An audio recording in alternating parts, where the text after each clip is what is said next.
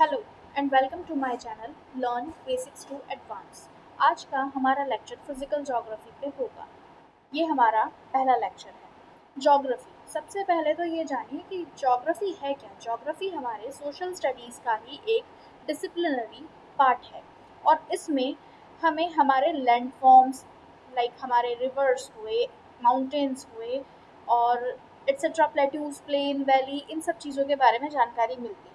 क्या ज्योग्राफी सिर्फ इतनी ही जानकारी देता है या हमें सिर्फ लोकेशंस की जानकारी देता है? जी नहीं, ज्योग्राफी में लोकेशंस के अलावा और इन सारे लैंडफॉर्म्स के फीचर्स के अलावा हमें और भी जानकारी मिलती है। फिजिकल ज्योग्राफी जो है, ज्योग्राफी पढ़ने के लिए मैं कहूँगी कि सबसे पहले हमें फिजिकल ज्योग्राफी को जानना चाहिए, क्योंकि इससे हमें क्या है कि पता चल जाता है। पता किस बारे में चल जाता है कि हमारे जो लैंडफॉर्म्स बने हैं वो किन चीज़ों से बने हैं। ऊपर जो हमें दिख रहा है उसका कोई ना कोई सोर्स तो होगा बनने के पीछे। जी हाँ, बिल्कुल। तो फिजिकल ज्योग्राफी में जो हमारा पहला लेक्चर है, लेक्चर नंबर 1, वो structure and interior of the earth के बारे में है। सबसे पहले तो हम अर्थ के आउटर स्ट्रक्चर को जान लेते हैं और उसके बाद फिर हम उसके इंटीरियर स्ट्रक्चर के बारे में भी जानेंगे। और इंटीरियर स्ट्रक्चर के बाद जब हमारा लेक्चर 2 होगा तो उसके बाद हमें जो ऊपर दिखने वाले लैंडफॉर्म्स हैं वो कैसे बने, उन चीज़ों के बारे में one by one, step by step knowledge मिलेगी। ये वीडियो यूपीएससी एस्पिरेंट्स के लिए, एसएससी एस्पिरेंट्स के लिए, आईबी एस्पिरेंट्स के लिए, as well as school going aspirants जिनके पास में क्लास 6 टू क्लास 10 की, 11 12 की एनसीईआरटीज हैं, उनको भी काफ़ी हेल्प करेगी। Let's begin with the class. Physical geography lecture 1, interior of earth and structure of earth. इसमें हम सबसे पहले स्ट्रक्चर ऑफ अर्थ के बारे में जानेंगे कि हमारे अर्थ का स्ट्रक्चर कैसा है। ये मेरा कुछ हैंड रिटन नोट है, आई होप क्लियर हुआ है। अगर हम स्ट्रक्चर ऑफ अर्थ के बारे में जानें तो सबसे पहले बचपन से हम जानते आए हैं कि अर्थ का शेप कैसा है। अर्थ का शेप कैसा है भाई, हमेशा कभी सुनने को मिला अर्थ का शेप राउंड है, अर्थ का शेप ओवल है, लेकिन नहीं, अर्थ का जो शेप है उसे हम एक्चुअल में क्या कहते हैं, इस शेप को जियोइड शेप कहते हैं। इस शेप को क्या कहते हैं? जियोइड शेप कहते हैं। और अगर हम देखें तो इसको हम ऑब्लेट स्फेरॉइड भी कहते हैं। ऑब्लेट स्फेरॉइड भी कहते हैं। तो what is the shape of earth, अगर कभी बेसिक सा ही क्वेश्चन आपको कोई पूछ ले तो आगे से राउंड मत कहना, सर्कल मत करना, ओवल मत कहना, स्फीयर मत कहना, बल्कि कह देना कि earth is in shape of geoid या फिर earth is in shape of oblate spheroid. Okay, अब हमारा जो ये अर्थ है ये कुछ हिस्सों में डिवाइडेड है। लोकेशनल, जैसे कि हमें अगर लोकेशन की बात हुई तो हम ये थोड़ी कहेंगे अर्थ के हिसाब से वर्ल्ड की लोकेशन अगर हमें जाननी हुई कि भाई नॉर्थ अमेरिका किस लोकेशन पर है, तो ये थोड़ी कहेंगे कि राइट में जाकर के लेफ्ट घूम जाओ, वहाँ से स्ट्रेट चल जाओ। जी नहीं, हम ऐसा नहीं कहेंगे। उसमें फिर हम बात करेंगे उसके लैटिट्यूड्स एंड लॉन्गिट्यूड्स के ऊपर। लेकिन लैटिट्यूड्स एंड लॉन्गिट्यूड्स पे जाने से पहले कुछ और बेसिक सी बातें कि अर्थ जो है, अर्थ का यहाँ एक ये ऑब्लेट में सेंटर पे कुछ इमेजिनरी लाइन सीधी सी है, that is 0 degree line. 0 degree, that is equator, equator की लाइन। एंड इक्वेटर की लाइन हमारी कितनी बड़ी है? That is 12,756 kilometre. जो हमारा इक्वेटर ईस्ट टू वेस्ट या वेस्ट टू ईस्ट जो हम इसको मेजर करेंगे, ये लेंथ की मैं बात कर रही हूँ, ये लेंथ है 12,756 किलोमीटर। और north pole, south pole, north pole and south pole, तो पोल टू पोल का जो डिफरेंस आता है किलोमीटर के बेसिस पर अगर हम देखें तो that is 12,714 kilometre. That is 12,714 kilometre. Earth में ग्रेविटी है, ये चीज़ हम हमेशा से जानते हैं, अर्थ में ग्रेविटी है। तो ग्रेविटी जो है वो पोल पर सबसे ज़्यादा है और इक्वेटर पर सबसे कम है। पोल पर सबसे ज़्यादा है और इक्वेटर पर सबसे कम है, ठीक है। और इक्वेटर और पोल के बीच का जो डिफरेंस है सेंटर पे हमें, ठीक है। Now rotational speed, rotational speed की बात करें तो अर्थ का रोटेशनल स्पीड हमें इक्वेटर पे हमें ज़्यादा फास्ट देखने को मिलेगा। अगर मैं एक बार यहाँ जाऊँ और इस ग्लोब को आपको दिखाऊँ तो ध्यान दो कि ये पार्ट हमें ज़्यादा फास्ट मूव करता हुआ ऑब्जर्वेशन में आएगा, एक्सेप्ट कि ये जो पोलर पार्ट्स इसके बने हुए हैं। टिल्टेड एक्सिस है, हमेशा से ये तो पढ़ा ही होगा, हमने बेसिक्स में ही पढ़ लिए हैं, टिल्टेड एक्सिस होता है अर्थ का, है ना।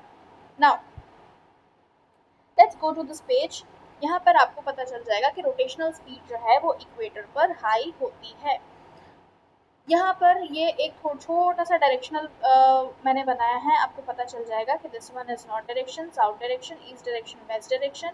यहाँ से अगर मैं इस डायरेक्शन की बात करूँ तो this will known as north east, this will known as south east, this one is south west and this one is north west. Okay, अब ये जो अर्थ है ना, अर्थ को 3 लेयर में डिवाइड किया गया है, अर्थ को 3 लेयर में डिवाइड किया गया है, lithosphere, hydrosphere, atmosphere, lithosphere, hydrosphere and atmosphere. और जो रीजन इन तीनों का कॉम्बिनेशन में आता है वो होता है बायोस्फेयर। एंड वही बायोस्फेयर है जहाँ पर हमेशा से बचपन से एक शॉर्ट डेफिनेशन पढ़ते आए हैं हम, the life exists here, the life exists in biosphere. Biosphere is the combination place of lithosphere, atmosphere and hydrosphere. जी हाँ, lithosphere is land area, atmosphere is air and hydrosphere is water. The study of lithosphere is known as geomorphology, the study of hydrosphere is known as oceanology and the study of atmosphere is known as climatology. अब one by one हम इन्हीं spheres को in detail पढ़ेंगे, लेकिन उससे पहले latitudes and longitudes, latitudes and longitudes को समझ लेंगे तो आगे हमें पढ़ने में आसानी होगी। जी, जो हमारा अर्थ है उस पर हम हमेशा से जानते आते हैं कि कुछ इमेजिनरी लाइंस बनी हुई है। इन लाइंस को ढूंढने मत निकल जाना, ये लाइंस हमें दिखेंगी नहीं कि हाँ भाई किसी ने स्केल लेकर के लाइन खींची है क्या, जी नहीं, बिल्कुल नहीं, किसी ने भी स्केल लेकर के लाइन नहीं खींची है। ये लाइन जो है इमेजिनरी लाइंस है।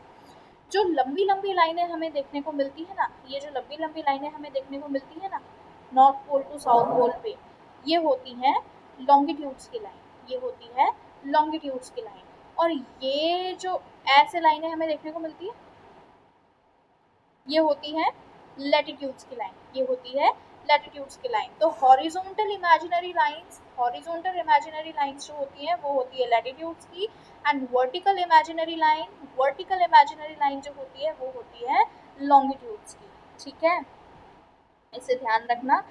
और क्लियर देखना है, ये देखो भाई, यहाँ से अगर चलना शुरू करेंगे ना तो घूम करके वापस यहीं आकर के रुकेंगे, और यहाँ से अगर सीधा जाना शुरू करेंगे ना तो वापस पीछे से घूम के यहीं आकर के रुकेंगे।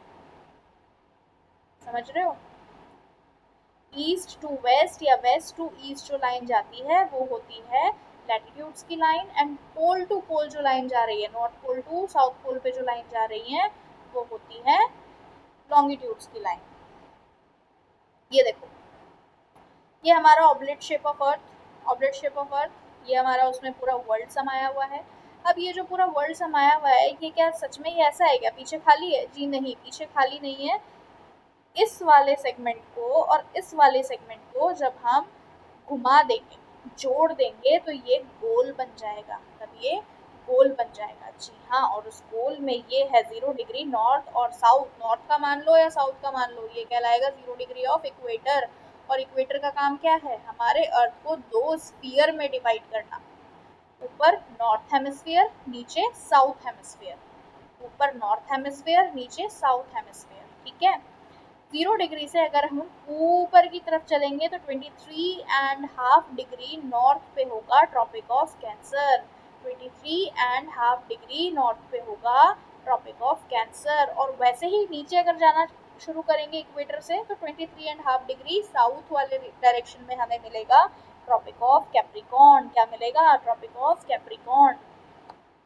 नॉर्थ में अगर थोड़ा और ऊपर जाएंगे 66.5 डिग्री पे तो उसे हम कहते हैं आर्कटिक सर्कल। करंट अफेयर्स में पढ़ते होंगे और ज्योग्राफी में भी पढ़ेंगे, आर्कटिक काउंसिल सुना होगा, आर्कटिक काउंसिल सुना होगा। आर्कटिक काउंसिल इस लाइन में जो जो कंट्रीज रिलाई कर रहे हैं उन कंट्रीज को मिलकर के बनता है, उनके बारे में भी पढ़ेंगे, लेकिन आगे। अभी पहले हम फिजिकल ज्योग्राफी एंड बेसिक्स को समझ रहे हैं। ठीक है, तो 66.5 डिग्री नॉर्थ पे होता है आर्कटिक सर्कल, और ये देखो 66.5 डिग्री साउथ पे अंटार्कटिका, बर्फीली जगह, white continent, snowy continent. 66.5 degree south पे that is Antarctica and Antarctic circle. ऊपर वाला क्योंकि यहाँ पर आर्कटिक ओशन आता है तो इसलिए इसका नाम आर्कटिक ओशन के नाम पे आर्कटिक सर्कल पड़ गया। और यहाँ पर हमारा अंटार्कटिका आता है, तो इसलिए इसका नाम अंटार्कटिक से अंटार्कटिक सर्कल पड़ गया। नाउ ये ऊपर हमारा पोल होता है, नीचे हमारा पोल होता है, नॉर्थ पोल साउथ पोल।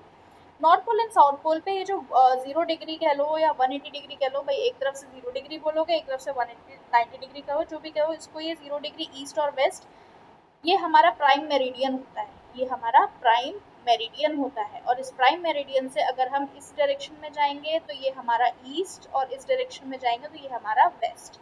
यानी इक्वेटर जो है वो डिवाइड करता है नॉर्थ एंड साउथ पे, प्राइम मेरिडियन जो है ये हमारा डिवाइड करता है ईस्ट एंड वेस्ट पे। आगे बढ़ते हैं, ये देखो और ज़्यादा अच्छे से क्लियर हो जाएगा। ये देखो जो मैं कह रही थी ना, 0 डिग्री कह लो या 180 डिग्री कह लो, एक ही बात है। देखो 0 डिग्री है प्राइम मेरिडियन, यहाँ से घूम जाओगे तो 80 डिग्री पे पहुँच जाओगे। 0, 30, 60, 90, 120, 150, 180, वैसे ही इधर से भी घूमो, 60, 30, 60, 90, 120, 150, 180। बिल्कुल जैसे हम इक्वेटर से ऊपर नीचे 1 2 3 4 करके जाते हैं, 1 2 3 4 करके नीचे आते हैं, वैसे ही इस 0 डिग्री से 1 2 3 4 करते हुए यहाँ तक जाओगे तो 180 पे पहुँच जाओगे, यहाँ से 1 2 3 4 करके यहाँ तक जाओगे तो 180 पे पहुँच जाओगे। स्टार्ट 0 से करना है, ठीक है। ऐसे होती है लाइंस, तो ये हमारी लैटिट्यूडनल लाइंस होती, लेकिन अभी ये लाइंस हमें ऐसे दिख रही हैं, तो ये हमारी कौन सी है, लॉन्गिट्यूडनल लाइंस। और 0 डिग्री से इधर जो हम आएंगे तो ये लॉन्गिट्यूडल ईस्ट कहलाएगा, एंड इधर जाएंगे तो लॉन्गिट्यूडल वेस्ट कहलाएगा।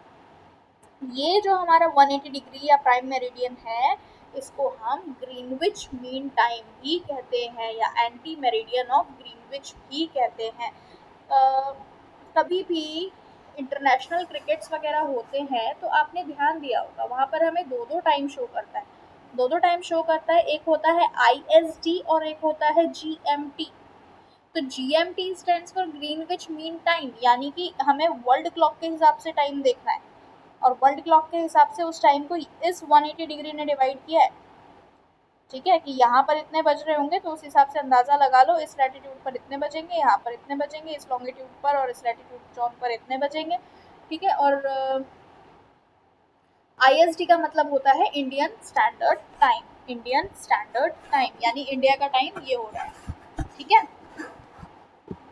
आगे बढ़ते हैं, यहाँ पर देखिए लैटिट्यूड्स एंड लॉन्गिट्यूड्स में ये हमारा इक्वेटर, ये हमारा प्राइम मेरिडियन। तो जो कंट्रीज लाइन ऑफ इक्वेटर को क्रॉस करती हैं, जो कंट्रीज लाइन ऑफ इक्वेटर को क्रॉस करती हैं, वो कंट्रीज कौन कौन सी है, साउथ अमेरिका, बिल्कुल ये देखो यहाँ पर साउथ अमेरिका है, अफ्रीका, ये रहा अफ्रीका, एशिया, जी बिल्कुल ये रहा एशिया, ये एशिया का ही तो पार्ट है, ठीक है। साउथ अमेरिका में इक्वाडोर, कोलंबिया, ब्राज़ील, अफ्रीका में Gabon, Congo, democratic Republic of Congo, Uganda, Kenya, साउ टॉम्स, प्रिंसिपी एंड सोमालिया, ठीक है। एशिया में मालदीव्स, इंडोनेशिया, किरिबाती, और ओशिनिया, ओशिनिया यानी कि ये वाला पार्ट, ये वाला पार्ट, ठीक है, ओशिनिया।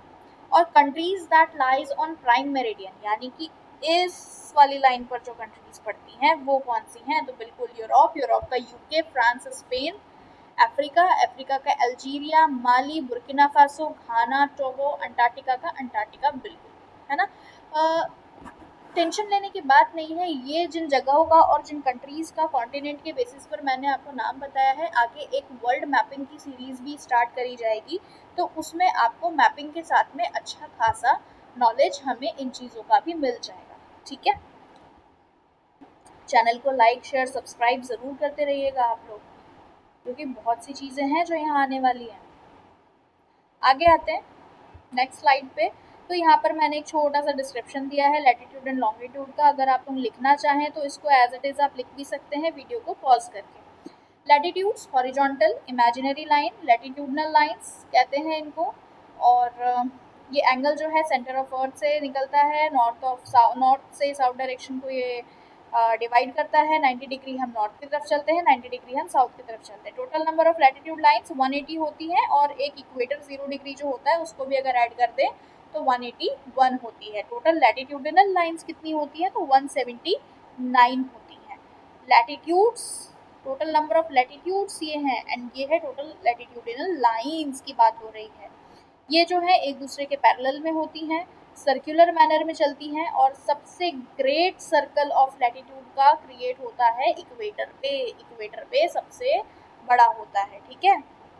अच्छा, दो लैटिट्यूड के बीच का डिफरेंस, दो लैटिट्यूड्स के बीच का डिफरेंस यानी 0 डिग्री से 1 डिग्री का जो डिफरेंस है वो कितना है, 111 किलोमीटर का है, 111 किलोमीटर का है।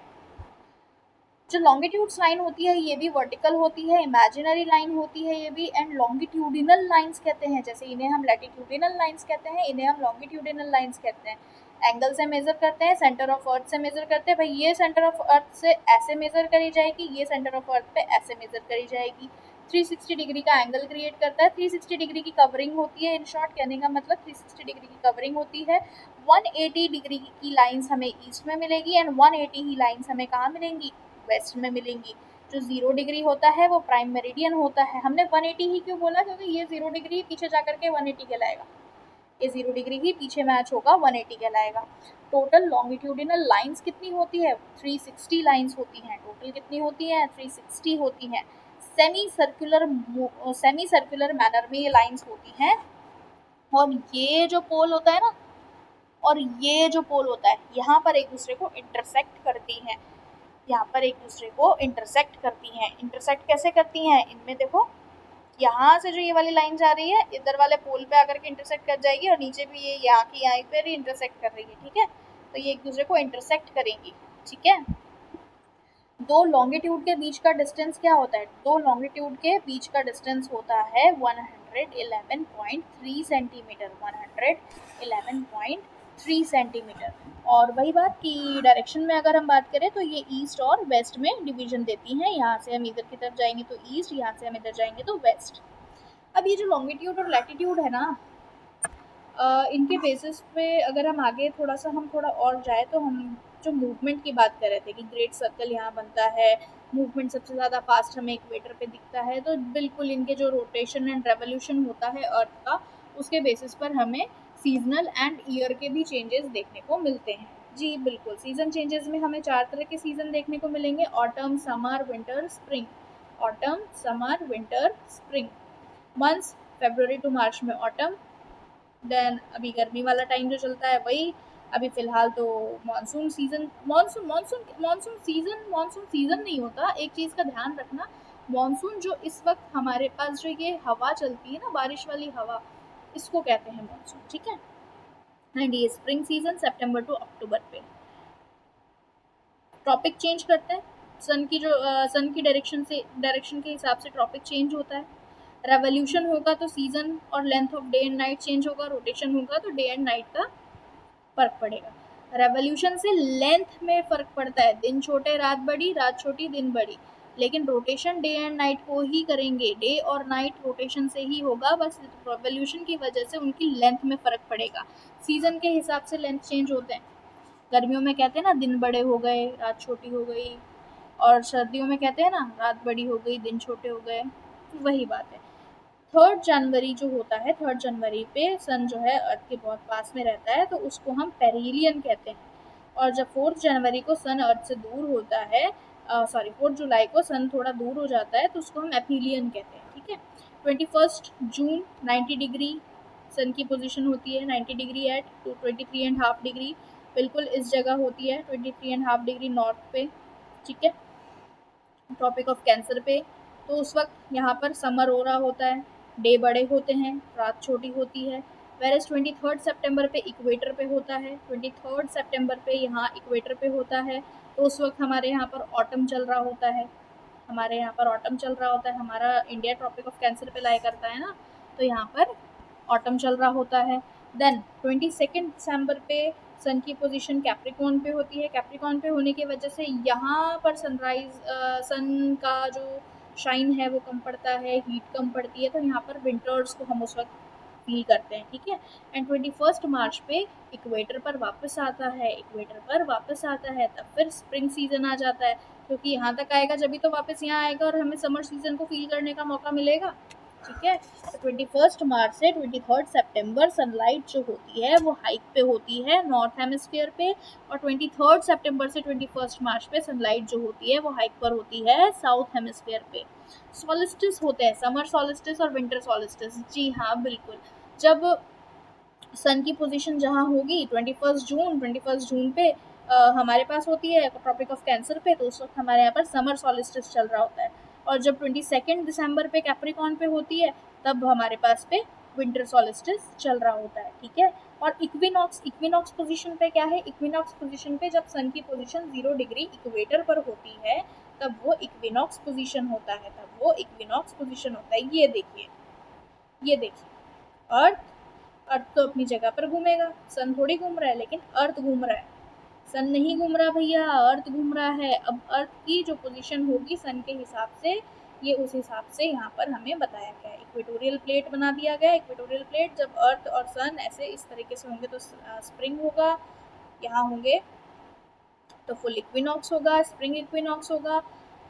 जब दूर चला जाएगा कैप्रिकॉर्न पे चला जाएगा तो विंटर सॉलिस्टिस फील होगा, और एक्लिप्टल यानी कि यहाँ पर समर सॉलिस्टिस फील होगा। आई होप इस डायग्राम को आप समझ पा रहे होंगे यहाँ वाले एक्सप्लेनेशन के थ्रू। इन एक्सप्लेनेशंस के थ्रू लैटिट्यूड, लॉन्गिट्यूड, और उसके बाद सीजनल चेंज, कहाँ पर क्या इक्विनॉक्स होता है, सॉलिस्टिस होता है, कब सन की पोजीशन कहाँ होती है, कब टेम्परेचर हाई होता है, कब टेम्परेचर लो होता है, इंसोलेशन कैसा रहता है, उन सब के बेसिस पर आप ये समझ पा रहे होंगे। तो इतना तो अगर आपने समझ लिया, तो हम आगे बढ़ते हैं इंटीरियर ऑफ अर्थ के बारे में। जो हमने लिथोस्फेयर, एटमॉस्फेयर, हाइड्रोस्फेयर, इन 3 चीज़ों की बात करी थी ना, अब हम उसके बेसिस पर यहाँ पर बात करेंगे। हमें क्या बात करनी है यहाँ पे?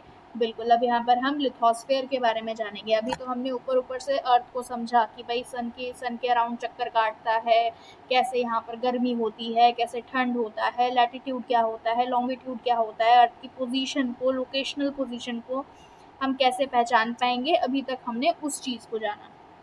अब हम जानेंगे जो टर्म आया था लिथोस्फेयर। लिथ मतलब रॉक। अब रॉक से बना हुआ स्फीयर यानी कि हमारा लैंड। अब लैंड जो रॉक से बना हुआ है, तो वो रॉक आए कहाँ से? वो रॉक आए इंटीरियर ऑफ अर्थ से। अर्थ के अंदर कुछ ना कुछ तो रहा होगा, कोई ना कोई एक्टिविटीज तो हुई होगी, तभी तो ऊपर हमें इस तरह की चीजें, इस तरह के चेंजेस देखने को मिलते हैं। पूरा लैंडफॉर्म एक जैसा थोड़ी है। आप देखो, कश्मीर से कन्याकुमारी तक जाओ, या आप छोड़ो, आप आर्कटिक सर्कल से लेकर के अंटार्कटिक तक में जाओ, क्या आपको हर जगह का लैंडफॉर्म एक जैसा मिलेगा? क्या नहीं मिलेगा ना। तो उनके चेंजेस आने के पीछे का कारण क्या है? यहाँ इंटीरियर ऑफ अर्थ में हम उन कारणों को समझेंगे। तो बढ़ते हैं आगे। ये है हमारी नेक्स्ट स्लाइड, और यहाँ पर आप एक ओवरव्यू ले सकते हो इंटीरियर ऑफ अर्थ का, जो हमें बिल्कुल बेसिक पर पढ़ाया जाता है। बेसिक पर हमें क्या पढ़ाया जाता है? अर्थ 3 स्ट्रक्चर होता है इंटीरियर में, क्रस्ट, मेंटल, कोर। ये बात तो हमेशा से पढ़ते आए हैं, लेकिन अब बारी है इस क्रस्ट, मेंटल और कोर को थोड़ा डिटेल में पढ़ने की। थोड़ा डिटेल में कैसे पढ़ेंगे, आइए जानते हैं। ये देखिए, क्रस्ट के बारे में जानेंगे हम सबसे पहले। Crust is the outermost layer, a thin and solid shell. भाई हम जहाँ रह रहे हैं, the upper layer of earth, वो है क्रस्ट। थोड़े से पेड़ लगा दो, पहाड़ लगा दो, पत्थर लगा दो, यानी कि ये वो जगह है जहाँ पर हम बैठे हैं, हमारे पढ़ाई कर रहे हैं, हमारे एग्जाम्स की तैयारी कर रहे हैं, और ये वो जगह है जहाँ का नज़ारा देखने में हमें बहुत खूबसूरत लगता है, पानी वाला नज़ारा। समझ रहे हैं? यानी कि सी सरफेस एंड लैंड सरफेस, इतना आगे नहीं सोचने की ज़रूरत है। अब ये जो हमारा क्रिस्टल पार्ट है, क्रिस्टल पार्ट 2 पार्ट्स में डिवाइडेड है। एक तरफ ओशनिक क्रस्ट और एक तरफ continental crust. Continental crust is the land part जहाँ पर हम रहते हैं, and oceanic crust is the part जहाँ पर मछलियाँ रहती हैं। बिल्कुल, ओशनिक क्रस्ट जो है वो थिन है। और बेसाल्टिक है। लेकिन जो कॉन्टिनेंटल क्रस्ट है वो थिक है, मोटी परत है, और ये बेसाल्टिक नहीं है, ग्रेनाइटिक है। ये कैसी है? ग्रेनाइटिक है। कॉन्टिनेंटल क्रस्ट सबसे ज़्यादा थिक होती है उस जगह पर जहाँ पर माउंटेन रेंजेस होते हैं। सबसे ज़्यादा थिक होती है कहाँ? जहाँ पर माउंटेन रेंजेस होते हैं। थोड़ा सा और डीप में जानते हैं क्रस्ट के बारे में। तो क्रस्ट जो है अपर मोस्ट लेयर होती है अर्थ की। 1% ऑफ अर्थ मास, बिल्कुल यहाँ क्रस्ट पे हमें अर्थ का, पूरे अर्थ सरफेस का कम से कम 1% ऑफ मास देखने को मिलता है। यहाँ पर डायनामिक जियोलॉजिकल फोर्सेस एक्टिव होते हैं। डायनामिक जियोलॉजिकल फोर्सेस के एक्टिव होने का पीछे का रीज़न क्या है? एक्टिव होने के पीछे का रीज़न है कि अर्थ के अंदर कुछ प्लेट्स हैं जिन्हें हम प्लेट टेक्टोनिक्स कहते हैं। वो रिस्पॉन्सिबल है यहाँ अर्थ के ऊपर फॉर्मेशन के लिए और डिस्ट्रक्शन के लिए भी। फॉर्मेशन के लिए भी और डिस्ट्रक्शन के लिए भी। देखिए, इसके बारे में मैं आपको थोड़ा सा अच्छे से समझाती हूँ। ये देखिए प्लेट टेक्टोनिक, एक सेकेंड, हाँ, प्लेट टेक्टोनिक हमारे अर्थ के अंदर कुछ लिथोस्फेरिक स्लैब्स कह सकते हैं। इनको हम कुछ लिथोस्फेरिक स्लैब्स कह सकते हैं, ठीक है। एक बार मैं देखती हूँ ये थोड़ा सा जूम हो पाएगा क्या? अगर क्लियर नहीं है तो थोड़ा सा आपको फोकस करना पड़ेगा, क्योंकि मुझे समझ नहीं आ रहा है इसे मैं जूम कहाँ से करूँ। बट थोड़ा आप इस वाले डायग्राम पर, यहाँ पर थोड़ा सा आप ध्यान दीजिए, ठीक है। प्लेट टेक्टोनिक यानी कि अंदर हमारे पास में कुछ लिथोस्फेरिक स्लैब्स हैं। ये जो पोर्शन मैंने बनाया जहाँ पे मैंने पेड़ खड़े कर दिए हैं, दीज आर कॉन्टिनेंटल प्लेट। और ये जो मैंने यहाँ पर एक थोड़ी सी डेप्थ को दिखाने की कोशिश करी है, this one is oceanic plate, ठीक है। कॉन्टिनेंटल प्लेट में आपको मैं एक चीज़ बता देती हूँ कि यहाँ पर हमारे पास जो मिनरल होते हैं वो होते हैं सिलिकॉन एंड एल्युमिनियम, और यहाँ पर हमारे पास जो होता है वो होता है सिलिकॉन एंड मैग्नीशियम। इसको हम सियाल एंड सीमा भी कहते हैं, इन शॉर्ट SiAl SiMa, ठीक है। कॉन्टिनेंटल प्लेट्स पे SiAl sial and oceanic plate पे SiMa सीमा, ठीक है। ये भारी होती है और थिक होती है। कॉन्टिनेंटल प्लेट्स जो होती है वो भारी होती है और थिक होती है as comparison to oceanic plate, ठीक है। अब ये अंदर कुछ प्लेट्स हैं, इन प्लेट्स का मूवमेंट होता रहता है। कुछ इस डायरेक्शन में मूव करेंगी, कुछ इस डायरेक्शन में मूव करेंगी, किसी का डायरेक्शन इधर होगा, किसी का डायरेक्शन उधर होगा। तो इनका जो डायरेक्शन जो एक दूसरे की तरफ जा रही है, इस एरो को और इस एरो को देखो, ये दोनों एक दूसरे की तरफ आ रही हैं, है ना। तो उसको हम कहेंगे कन्वर्जेंस। उसको हम क्या कहेंगे? कन्वर्जेंस। लेकिन देखो, ये इधर से दूर जा रही है और ये इधर से दूर जा रही है, बिल्कुल ये इधर से दूर जा रही है, ये इधर से दूर जा रही है। तो उसको हम क्या कहेंगे? डाइवर्जेंस। उसको हम कहेंगे डाइवर्जेंस। तो जब भी कन्वर्जेंस होगा, जब भी कन्वर्जेंस होगा तब भी कुछ चेंजेस हमें देखने को मिलेंगे, और जब भी डाइवर्जेंस होगा तब भी कुछ चेंजेस हमें देखने को मिलेंगे, ठीक है। कंस्ट्रक्टिव मार्जिन्स हमेशा डाइवर्जेंस पे देखने को मिलेगी। जब भी चीज़ें एक दूसरे से दूर जाएंगी ना, तो जगह बनेगी, और जगह बनेगी तो वहाँ पर कुछ ना कुछ नया ही बन करके निकलेगा। वहाँ पर कुछ ना कुछ नया बन करके निकलेगा। लेकिन जब भी दो चीज़ें एक दूसरे के करीब जाएंगी, स्पेशली जब वो प्लेट्स हैवी हैं, land mass to land mass अगर एक दूसरे के पास में टकराएंगे, कन्वर्ज होंगे, तो वहाँ पर आपको डिस्ट्रक्शन ही देखने को मिलेगा। वहाँ पर आपको डिस्ट्रक्शन देखने को मिलेगा। देखिए, ओशनिक रॉक्स जो हैं, ओशन की स्लैब भले लाइट हो, थिन हो, लेकिन वहाँ के रॉक्स जो है वो हैवी हैं, हैवी है। वहाँ पे जो रॉक्स मिलेंगे हमें, उनमें फेरस मिनरल है। फेरस मतलब आयरन कंटेंट होंगे, और आयरन तो हैवी मेटल होता है। तो आयरन कंटेंट जो होगा वो हैवी होगा। तो जब भी ओशनिक प्लेट और कॉन्टिनेंटल प्लेट्स का कॉन्वर्जेंस होगा, जब भी ओशन की प्लेट और कॉन्टिनेंट की प्लेट एक दूसरे के करीब टकराएंगी, तो फिर क्या होगा कि यहाँ पर जो हमारी प्लेट है ओशन की, सबडक्ट कर जाएगी। सबडक्ट कर जाएगी तो यहाँ पर एक नया कुछ फॉर्म हो जाएगा। कोस्टल प्लेट्यूज या वैलीज जो हम कहते हैं, वो यहाँ पर हमें क्रिएट होते हुए मिलेंगी। लेकिन जब कॉन्टिनेंट कॉन्टिनेंट टकराएगा, अक्सर अगर रबड़ देखे हो, उसको साइड से दबाना, बीच से उठ जाता है, उठ जाता है ना। तो वैसे ही आप एक बार नोटिस करो कि हमारा इंडिया जो है वो ऊपर नॉर्थ की तरफ पुश करता है, और ऊपर हमारा जो पड़ोसी बैठा है वो नीचे की तरफ पुश कर रहा है।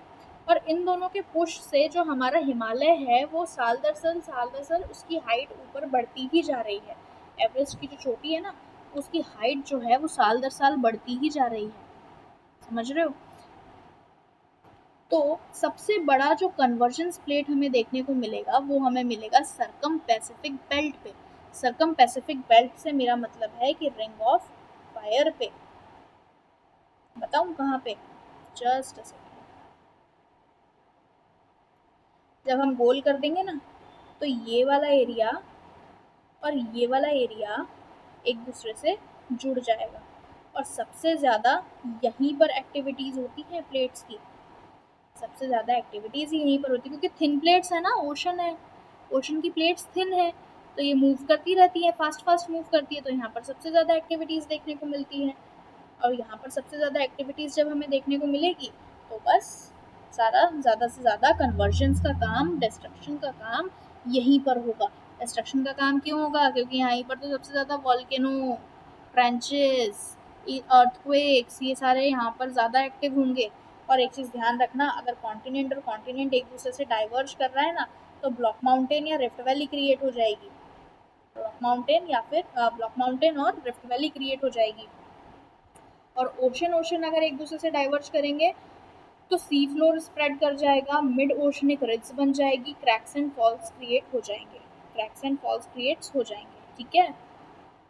वॉल्केनो सबसे बड़ा यहाँ पर हमें देखने को मिलेगा वॉल्केनिक एक्टिविटी। अब वॉल्केनिक एक्टिविटी से ही तो ये सी फ्लोर स्प्रेडिंग वगैरह सबसे ज़्यादा यहाँ पर एक्टिवली हमें देखने को मिलेंगे। तो इट इज़ अ पाथ या फिजर या went communicating with the interior form which floor of lava explosive bursts of ashes are erupted at the surface. Volcanic eruptions are associated with weaker zones earth surface represented by mountain building at construction और destructive plate margins, जैसे कि Andes के पास में या Rockies mountains जो होते हैं उनके पास में। ठीक है। इसको थोड़ा सा अगर हम और अच्छे से समझना चाहें तो यहाँ देखते हैं, ये हमारा क्रस्टल पार्ट है। क्रस्टल पार्ट पे ये हमारा सी फ्लोर, ये हमारा लिथोस्फीयर लैंड पार्ट। ठीक है। यहाँ पर हमें ऑक्सीजन अच्छा खासा मिल जाएगा, सियाल है यहाँ पर हमें सीमा देखने को मिलेगा। सॉलिड स्फीयर है, 0 किलोमीटर से लेके 34 किलोमीटर तक हमें ये देखने को मिलता है। ठीक है। 80 किलोमीटर भी कहीं कहीं पर मेंशन होता है, कुछ एनसीईआरटीज़ इसको 80 किलोमीटर्स पे लेके जाती है। सॉलिड इन स्ट्रक्चर होता है। ठीक है। समझ में आया आपको क्रस्ट के बारे में? सबसे ऊपर वाला हिस्सा प्लेट टेक्टोनिक मूवमेंट की वजह से बना हुआ हिस्सा। प्लेट टेक्टोनिक मूवमेंट्स, अंदर के मूवमेंट्स जो होंगे उनका सबसे ज़्यादा रोल होगा यहाँ के कंस्ट्रक्शन और डिस्ट्रक्शन में। आई होप ये बात क्लियर हो रही होगी क्रस्ट के बारे में जो है। आगे हम बढ़ते हैं मेंटल की तरफ। क्रस्ट के बाद जो सेकेंड लेयर अर्थ की आती है वो होती है मेंटल। मेंटल का ऊपर यहाँ पर क्रस्ट को बनने में, क्रस्ट के लिए फॉर्मेशन जितने भी हो रहे हैं ना, उन सब के लिए जिम्मेदार हम मेंटल को मान सकते हैं। मेंटल को मान सकते हैं क्योंकि ज़्यादातर सॉलिड सिलिकेट्स जो है ना वो यही मौजूद हैं। ज़्यादातर सॉलिड सिलिकेट्स कहाँ मौजूद हैं? यहाँ मेंटल पर मौजूद है। यहाँ पर अगर हम क्रस्ट का थोड़ा सा ऊपरी हिस्सा नीचे वाला लोअर हिस्सा ले लें और मेंटल का थोड़ा सा ऊपरी हिस्सा ले ले तो एक जोन क्रिएट हो जाता है, उसको हम कहते हैं एस्थेनोस्फेयर। उसको हम क्या कहते हैं? एस्थेनोस्फेयर कहते हैं। और ये जो है यहाँ पर एस्थेनोस्फेयर, ऊपर वाला सॉलिड था, मेंटल पार्ट लिक्विड रहेगा, डेंस रहेगा ज़्यादा, लिक्विड रहेगा ज़्यादा, लेकिन यहाँ का जो प्रेशर और नीचे से जो हीट, ऊपर से प्रेशर और नीचे से हीट मिल करके यहाँ पर बना देगी एक लेयर, सेमी सॉलिड लेयर, जो कि कहलाएगी एस्थेनोस्फेयर। एक सेमी सॉलिड लेयर क्रिएट हो जाएगी और वो क्या बनाएगी? एस्थेनोस्फेयर बनाएगी। अगर थोड़ा सा ध्यान दें तो यहाँ पर एस्थेनोस्फेयर की मैंने एक स्लाइड क्रिएट करी है, पहले वो समझो, देन हम इसके बारे में और डिटेल जानेंगे। ये देखो, ये क्रस्ट है, ये क्रस्ट का अपर पार्ट और क्रस्ट का लोअर पार्ट और मेंटल का अपर पार्ट, इन्होंने मिलकर के यहाँ पर बना दिया सेमी सॉलिड लेयर जिसे हम कहते हैं एस्थेनोस्फेयर। ये काफ़ी वीक है, डक्टाइल है और सेमी सॉलिड है, सेमी मॉल्टन है। यहाँ पर अगर ज़्यादा एक्टिविटी हो जाएगी, ज़्यादा हीट मिल जाएगी तो भाई ज़्यादा प्रेशर और ज़्यादा हीट मिलेगी तो एक टाइम के बाद में ब्लास्ट तो क्रिएट होगा ही ना।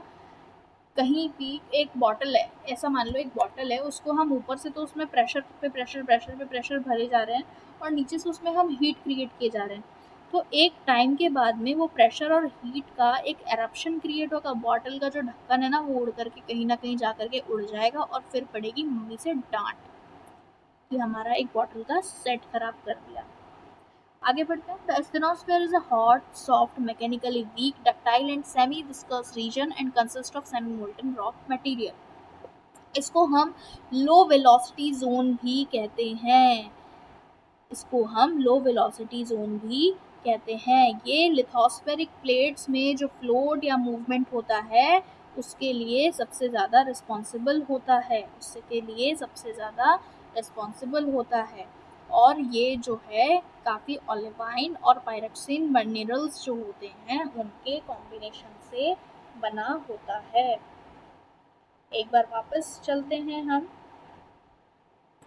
इस वाले डायग्राम पर और एक बार ध्यान दीजिए कि ये लोअर क्रस्ट और ये मेंटल का अपर पार्ट, मेंटल को 2 पार्ट्स में डिवाइड किया ना, upper mantle and lower mental में।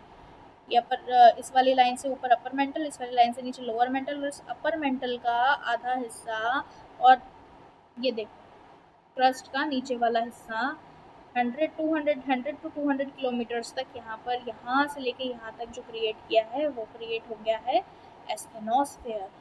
और अगर हम लिथोस्फेयर से नीचे बात करें तो एस्थेनोस्फेयर और मेंटल जो है वो mesosphere in depth of earth, in depth of earth की बात कर रहे हैं हम अर्थ के अंदर की बात कर रहे हैं। ये वहाँ का हिस्सा है, ये वहाँ का हिस्सा है। ठीक है, हम मेंटल के बारे में पढ़ रहे थे, थोड़ा और जाने मेंटल को। तो ये जो लेयर ऑफ मेंटल है ये अपर मेंटल और लोअर मेंटल में डिवाइडेड है, जैसा कि हमने आपको बताया। अपर मेंटल और लोअर मेंटल के बीच में एक डिसकंटिन्यूटी, ये भी इमेजिनरी है, किसी ने जाकर के लाइन नहीं खींची है, ठीक है, ये भी इमेजिनरी है, एक इमेजिनरी लाइन है या उसे हम एक इमेजिनरी डिसकंटिन्यूटी कहते हैं। और उस डिसकंटिन्यूटी का नाम है रेपिटी डिसकंटिन्यूटी। क्रस्ट और मेंटल को डिवाइड करने वाली डिसकंटिन्यूटी को हम कॉर्नाड डिसकंटिन्यूटी कहेंगे, कॉर्नाड डिसकंटिन्यूटी। लेकिन अपर मेंटल और लोअर मेंटल को डिवाइड करने वाली डिसकंटिन्यूटी को हम कहेंगे रेपिटी डिसकंटिन्यूटी, रेपिटी डिसकंटिन्यूटी। अपर मेंटल जो है वो थोड़ा सॉलिड इन स्ट्रक्चर होता है, अपर मेंटल जो है वो ज़्यादा मैलेबल होता है, टेक्टोनिक एक्टिविटीज़ यहाँ पर हमें ज़्यादा देखने को मिलती है। और लिथोस्फेयर एंड एस्थेनोस्फेयर का सबसे नियरेस्ट जोन हम इसे कह सकते हैं। ट्रांजिशन जोन होता है ये एक तरह से प्रॉपर मेंटल में एंटर करने से, मतलब मेंटल का जो हम कहते हैं ना बिल्कुल कोर जोन पर जाने से पहले, बहुत ही मेन वाले रीजन में जाने से पहले एक ट्रांजिशनल जोन जो होता है वो अपर जोन या अपर मेंटल जोन होता है। ठीक है, और लोअर मेंटल जो है वो उसके नीचे कंपेयर टू अपर मेंटल ये बहुत ज़्यादा गर्म और बहुत ज़्यादा डेंस होता है। ठीक है, चलिए एस्थेनोस्फेयर के बारे में भी हमने जान लिया, मेंटल के बारे में हमने जान लिया, मेंटल के डिवीजन के बारे में हमने जान लिया, क्रस्ट के बारे में हमने जान लिया, क्रस्ट के अंदर हमें जो मटेरियल्स देखने को मिलेंगे हमने उनके बारे में भी जान लिया। काफ़ी कुछ जानकारी हो गई है ना अब तक। तो एक जानकारी और लीजिए, अपर मेंटल और लोअर मेंटल में हमें कौन सा मेटल देखने को मिलता है? एक बार रिकॉल करिए, लैंड क्रस्ट पे हमें सियाल मिल रहा था, ओशन क्रस्ट पे हमें सीमा मिल रहा था, एस्थेनोस्फेयर सेमी सॉलिड था यानी थोड़ा सा तो लिक्विडी फॉर्म में था, है ना। तो जो हमारा अपर मेंटल है वहाँ पर Ma देखने को मिलेगा, मैग्नीशियम देखने को मिलेगा, और लोअर मेंटल में Si, यानी कि पूरा मेंटल जो है, अगर हम पूरा मेंटल का कॉम्पोजिशन की बात करें तो ये हमें सीमा से बना हुआ मिलता है, ये हमें सीमा से बना हुआ मिलता है। नेक्स्ट हम आ जाते हैं कोर पे। आई होप समझ में आ रहा होगा ना आप लोगों को, तो नहीं हो रहे ना ज़्यादा। डाउट्स अगर हो तो आप कमेंट सेक्शन में डाल सकते हैं और टेलीग्राम चैनल को भी ज्वाइन कर सकते हैं, वहाँ पर आप सब मैसेज करने के लिए बिल्कुल फ्री हैं, वहाँ आप अपने डाउट्स पोस्ट करिए, हम आपको उन डाउट्स का सलूशन ज़रूर देंगे। और हो सके तो एक बार वीडियो को दोबारा देखना, तो इमेज के साथ में अच्छे से देखोगे तो क्लियर हो जाएंगे, ज़्यादा प्रॉब्लम नहीं आएगी। कोर के बारे में जानते हैं। तो कोर क्या है? कोर जो है बिल्कुल ही इनर पोर्शन पे अगर हम चले जाएं, सबसे आखिरी लेयर पर अगर हम चले जाएं अर्थ की, तो वो होता है कोर।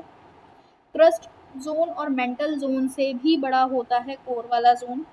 दो पार्ट में डिवाइड होता है, आउटर कोर और इनर कोर। आउटर कोर और इनर कोर। जो आउटर कोर होता है वो थोड़ा लिक्विड होता है, आयरन एंड निकल से बना हुआ होता है।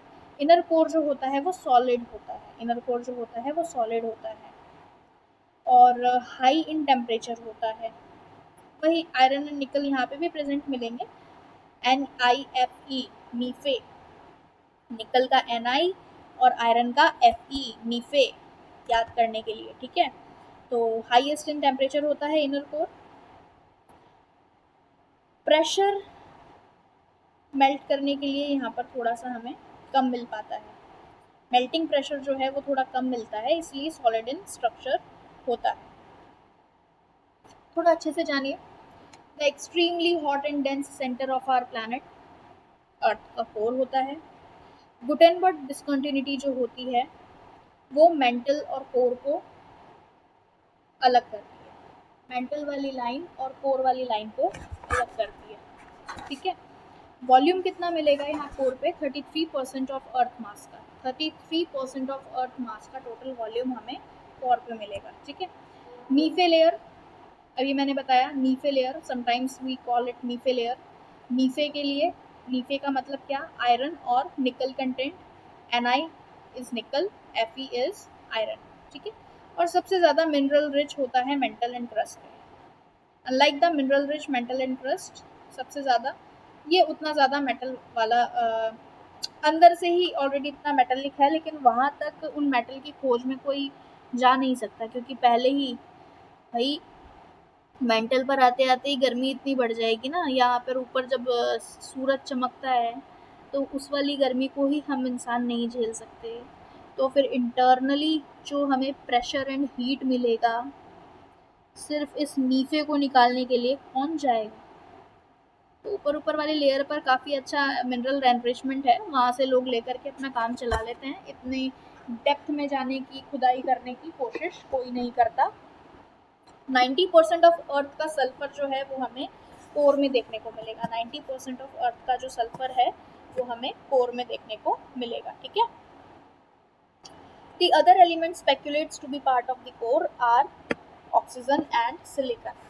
ये कुछ अदर एलिमेंट्स हैं जो हमें यहाँ पर देखने को मिल जाएंगे।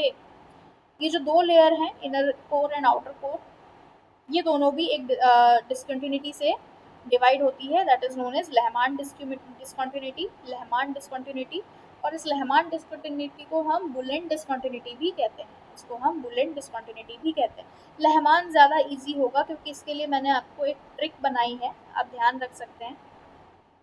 जो हमारा क्रस्ट है वो मेंटल क्रस्ट जो है वो मेंटल से डिवाइड करता है। अपर क्रस्ट और लोअर क्रस्ट को कॉर्नाट डिस्कंटिन्यूटी डिवाइड करती है। Then M for Moho discontinuity, जो लोअर क्रस्ट को अपर मेंटल से डिवाइड करती है, ठीक है। देन उसके बाद में आती है रैपिटी। रैपिटी क्या करती है? अपर मेंटल और लोअर मेंटल को डिवाइड करती है। देन गुटेनबर्ग, गुटेनबर्ग जो है वो मेंटल और कोर को डिवाइड करती है। और लेहमान, लेहमान डिस्कंटिन्यूटी जो है वो डिवाइड करती है आउटर कोर और इनर कोर को। यहाँ पर अगर हम ध्यान से देखें तो 0 डिग्री से लेकर के आधा एस्थेनोस्फेयर तक कवर करता है लिथोस्फेयर। देन एस्थेनोस्फेयर से लेकर के पूरा मेंटल तक को हम क्या कहेंगे? मीसोस्फेयर। एंड उसके बाद हम नीचे जाएंगे कोर वाले सेगमेंट पे, तो उसको हम कहेंगे बैरिस्फेयर। उसको हम क्या कहेंगे? बैरिस्फेयर, ठीक है। आगे बढ़ते हैं।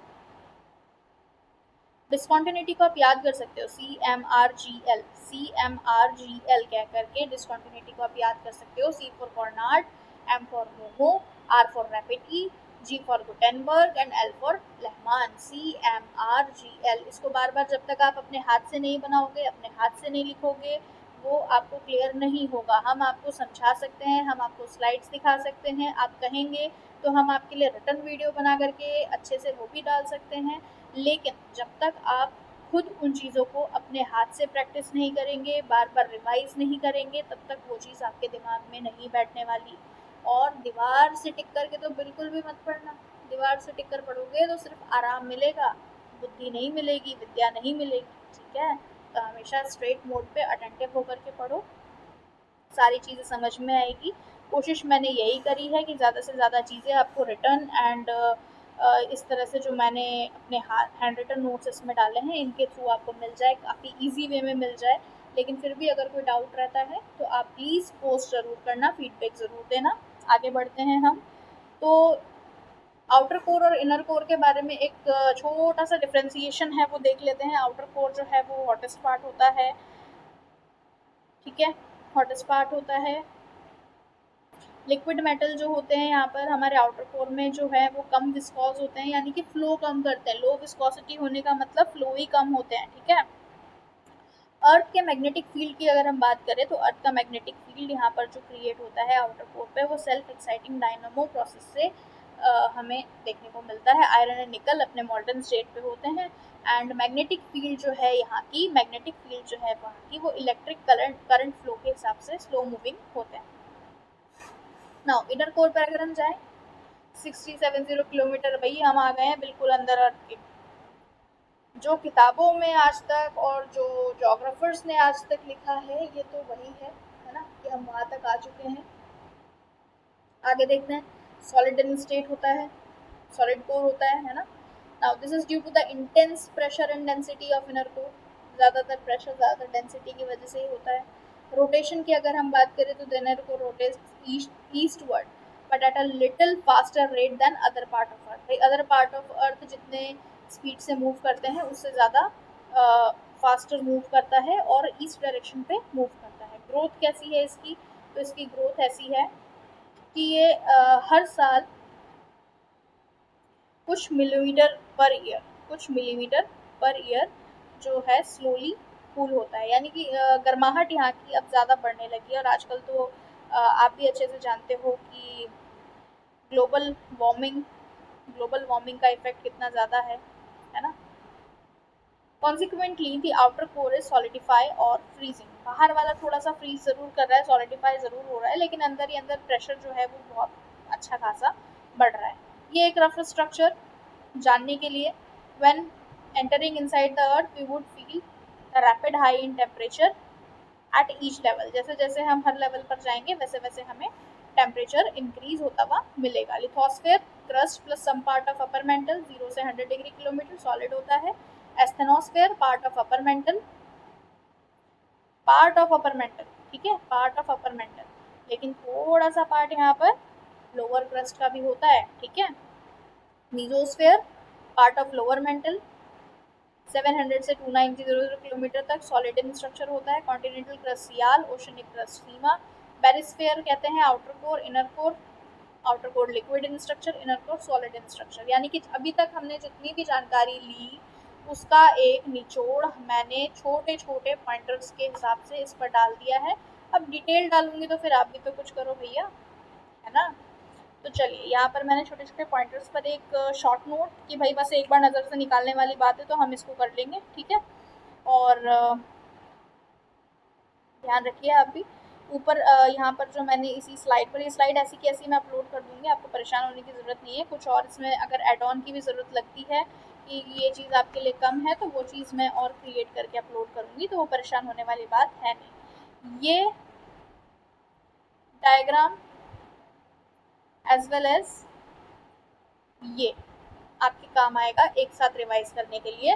क्रस्ट, कोर, मेंटल, जितनी भी डिसकंटिन्यूटी है वो, और इंटरनल स्फीयर्स को जानने में, लिथोस्फेयर, एस्थेनोस्फेयर, मीजोस्फेयर, बैरिस्फेयर, इन चारों को अच्छे से रिकॉल करने में। आई गेस ये प्लेट टेक्टोनिक वाले जो चीज़ है ये आपको समझ में आ गया होगा, किस तरह से अंदर मूवमेंट होता है। ये एस्थेनोस्फेयर में जो मूवमेंट होता है ना, ये बेसिकली उस बारे में बात है। इस मूवमेंट की वजह से हमें ऊपर वाले क्रस्ट में जो लैंडफॉर्म्स का क्रिएशन शो होता है ये वो है, ठीक है।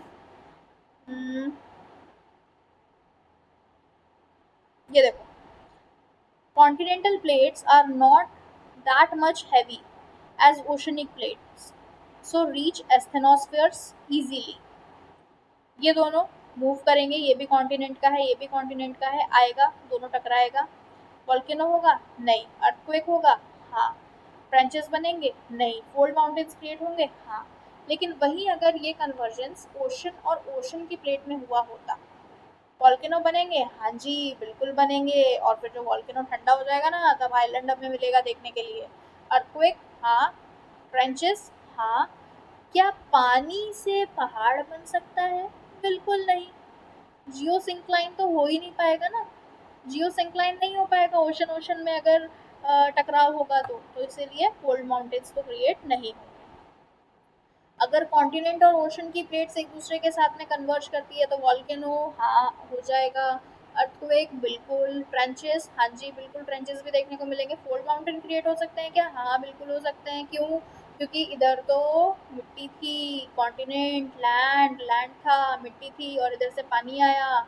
जियो सिंक्लाइन, पानी भी अपने साथ में कुछ ना कुछ तो मिट्टियाँ लेकर के आया, यहाँ जमा कर दिया। बारिश हुई, यहाँ से भी मिट्टी बह कर के आई, बह करके आई तो यहाँ पर हीप हीप हीप हीप, और वो हीप बड़ा होता गया, बड़ा होता गया, बड़ा होता गया, और फोल्ड माउंटेन क्रिएट हो गया। डाइवर्जेंस की बात करें, कॉन्टिनेंट और कॉन्टिनेंट अगर एक दूसरे से डाइवर्ज करेंगे, दूर जाएंगे, तो फिर क्या होगा? ब्लॉक माउंटेन क्रिएट होंगे, रिफ्ट वैली क्रिएट होंगी। ओशन और ओशन एक दूसरे से दूर जाएंगे तो दोनों ओशन के बीच में एक मिड ओशनिक रीच क्रिएट हो जाएगा।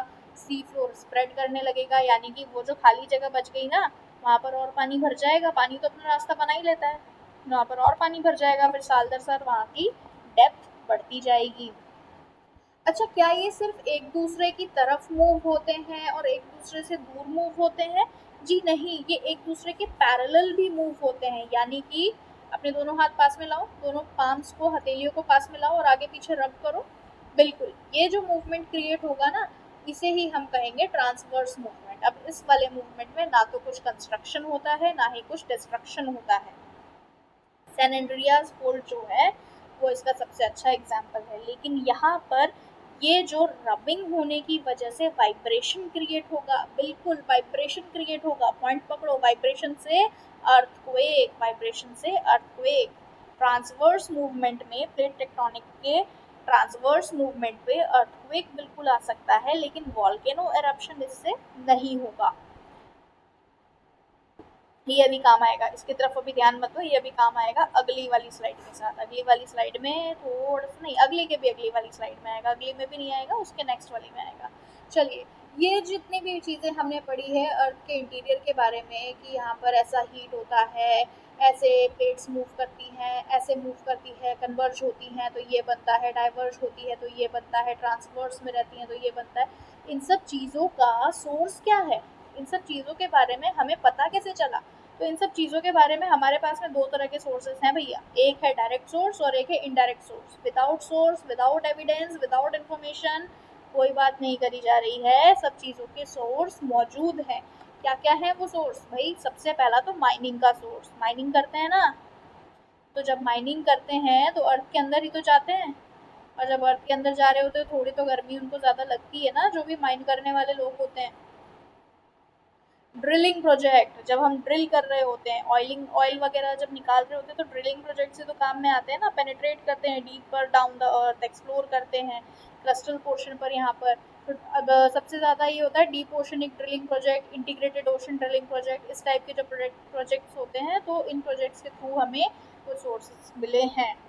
देन वॉल्केनिक इरप्शन, जब वॉल्केनो इरप्ट हुआ तो लोग उससे बचने के लिए दूर भाग रहे थे, लेकिन जो मीडिया वाले कैमरामैन है ना, वो जा रहे थे कैमरा लेकर के वॉल्केनो की तरफ, कि आज तो सारी तस्वीरें खींचूंगा और लोगों को दिखाऊंगा कि क्या हो रहा है, क्या नहीं हो रहा है।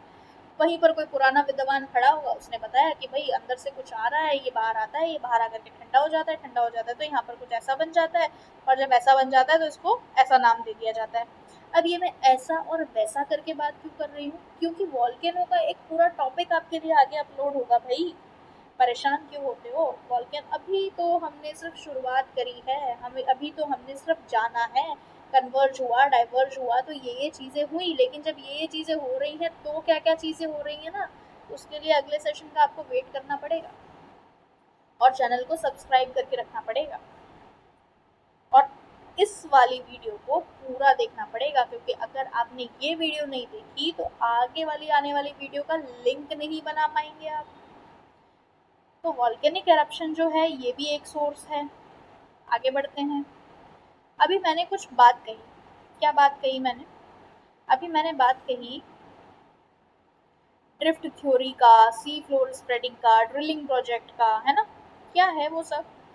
कॉन्टिनेंटल ड्रिफ्ट थ्योरी 1912 में एक जर्नल मेटरोलॉजिस्ट हुआ करते थे, अल्फ्रेड वेगनर, उन्होंने इन्वेंट करी।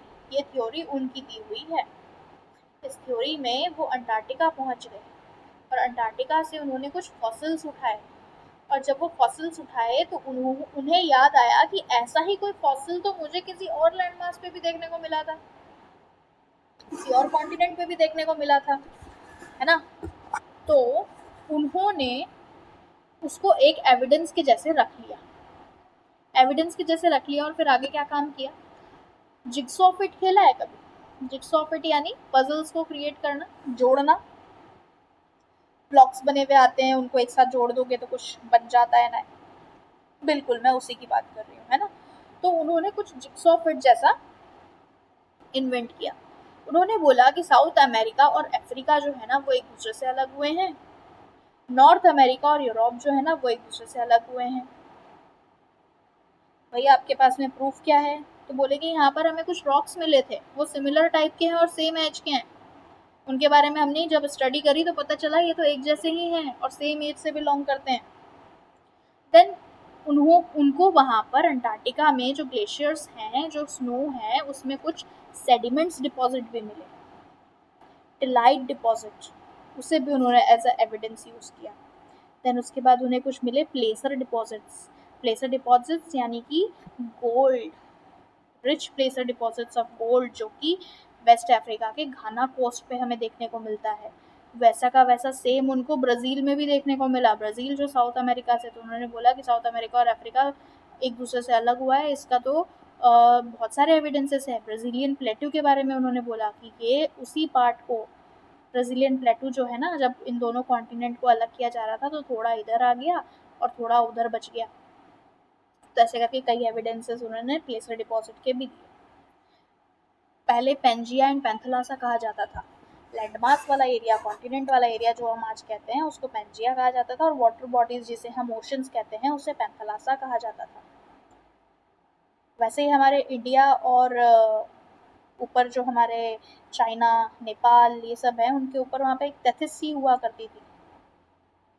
जब दोनों कॉन्टिनेंटल क्रस्ट एक दूसरे से टकराए तो वो टेथिस सी नीचे हल्की होने की वजह से डूब गई, हल्की होने की वजह से नीचे चली गई। दोनों तरफ से भारी वालों का प्रेशर पड़ रहा था ना, तो बोली चलो तुम दोनों ही एक दूसरे के साथ में टकरा जाओ, मैं तो जंग छोड़ देती हूँ। तो टेथिस सी गायब हो गई। अच्छा, टेथिस सी गायब होकर गई कहाँ? आज के टाइम में जो हमारा मेडिटेरेनियन सी है ना वो उसी का पार्ट है। टेथिस सी कहाँ गई वो नहीं पता, लेकिन जो हमारा मेडिटेरेनियन सी है वो उस टेथिस सी का ही पार्ट है। नॉर्थ को लॉरेशिया कहा जाता था और साउथ को गोंडवाना कहा जाता था। नॉर्थ को लॉरेशिया कहा जाता था और साउथ को गोंडवाना कहा जाता था। और ये जितने भी एविडेंसेस मिले हैं ये 22.5 मिलियन पुराने रहे हैं, जो कि मीजोजोइक टाइम से। ज्योग्राफी को भी जैसे हिस्ट्री को टाइमलाइन में डिवाइड किया जाता है ना, palaeolithic age, neolithic age, mesolithic age, chalcolithic age, हाँ, वैसे ही हमारे ज्योग्राफी टाइम को भी टाइमलाइन पे डिवाइड किया जाता है, और उसमें एक मीजोजोइक टाइमलाइन जो है that is 22.5 million years ago वाला टाइम, और उस वक्त के एविडेंसेस वो हैं।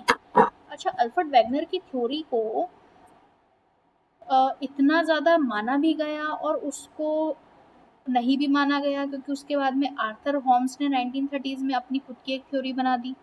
तो आर्थर होम्स की थ्योरी आने के पीछे कारण क्या था भाई? एक थ्योरी को एडवांस करने के लिए दूसरी थ्योरी तभी लाई जाती है जब उस पहली वाली थ्योरी में कोई ना कोई कमी रही हो। तो यहाँ पर जब हमारे अल्फ्रेड वेगनर साहब जो थे ना, इन्होंने पोल के बारे में डिटेल नहीं दिया, टाइडल फोर्सेस के बारे में डिटेल देना भूल गए कि ये टाइडल फोर्सेस क्या होते हैं। तब फिर 1930s में आर्थर होम्स आए और उन्होंने कन्वेक्शनल करंट थ्योरी दी।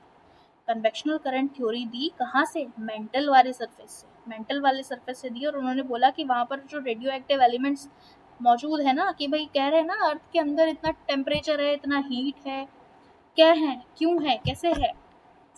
तो भाई उसके पीछे का कारण ये है कि जो मेंटल वाला एरिया है वहाँ पर मौजूद है रेडियो एक्टिव एलिमेंट्स, जो कि थर्मल इंटेंसिटी को बढ़ाते हैं और उन्हीं हीट की वजह से काफ़ी चीज़ों का डिफरेंस हमें देखने को मिलता है। देन एक सी फ्लोर स्प्रेडिंग की बात की थी कि जब भी डाइवर्जेंस होगा ओशन एंड ओशन वाले पार्ट में, तो हमें वहाँ पर सी फ्लोर स्प्रेडिंग देखने को मिलेगा, है ना। हैरी हेस की थ्योरी है, मैग्नेटिक सर्वे किया उन्होंने मैग्नेटोमीटर को यूज़ करके, और उन्होंने इस चीज़ को प्रूव किया कि सी फ्लोर स्प्रेड होता है।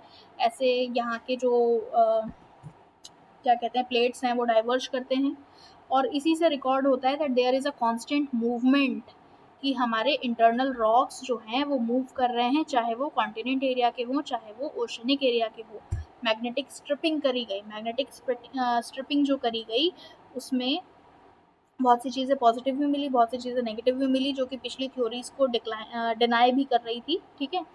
तो मैग्नेटिक स्ट्रिपिंग में the volcanic rock which make up the sea floor have magnetism because as they cool magnetic mineral within the rock align to earth magnetic field.